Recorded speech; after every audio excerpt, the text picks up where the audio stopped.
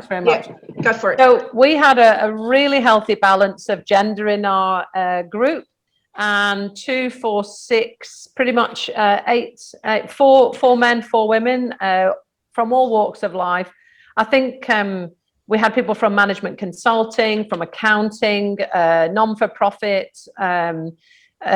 We had a working mom who is being a role model in her son's school. We've got someone that's in an internet-based payroll business.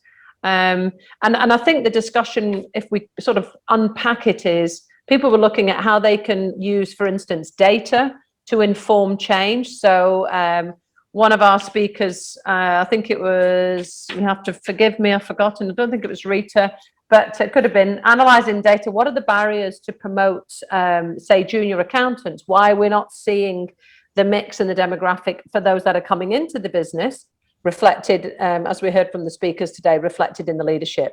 And I think that comes back to something that Hilton was saying, you know, we need to demonstrate more respect and hire on merit. And then there was a bit of contention going on led by me, of course, around meritocracy doesn't always lead to equity. And so we talked about the strategies around building, reducing barriers in recruitment, removing names, removing gender, removing ethnicity, so that people get to, based on experience and skills, get to that shortlist stage, so that they're being hired based on an even playing field, as opposed to the paradigm of hiring the same person over and over again. And there was a number of people that really resonated with the recruitment. Joanna was talking about knowing of Dress for Success, but really wanting to support that.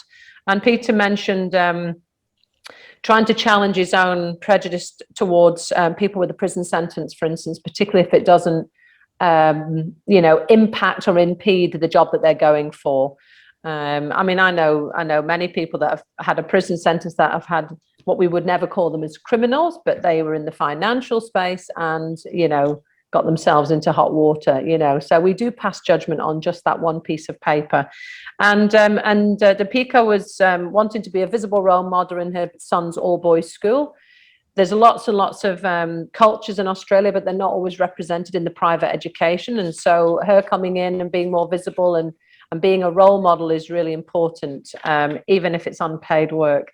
And we had Conrad, who is talking about, I guess, again, the leadership style and making sure that you walk the talk and lead by example and positive example, as opposed to potentially the example that went before. So we had a really great chat. Too little time, Ivan, but there you go.